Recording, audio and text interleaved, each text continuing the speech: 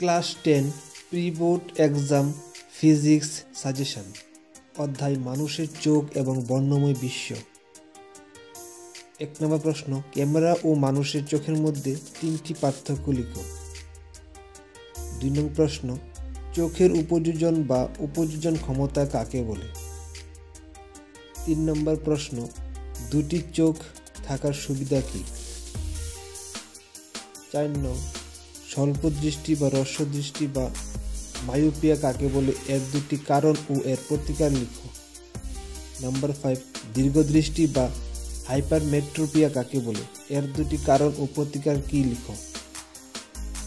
Number 6, bifocal lens কাকে বলে, এর প্রতিকার কী লিখো। নাম্বার 7, হ্রস্ব দৃষ্টি ও দীর্ঘদৃষ্টির 3টি পার্থক্য লিখো।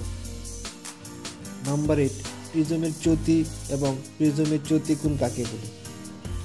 নাম্বার 9, আলোর বিচ্ছুরণ কাকে বলে, আলোর বিচ্ছুরণের একটি প্রাকৃতিক দৃষ্টান্ত দাও।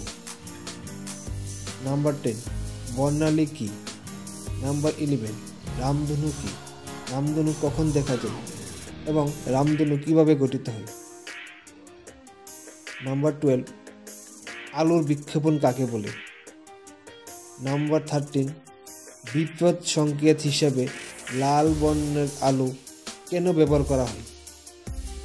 নাম্বার 14, রোমান 1 পাঠ্যপুস্তক পৃষ্ঠা নং 190 এর নাম্বার 3 এবং 4।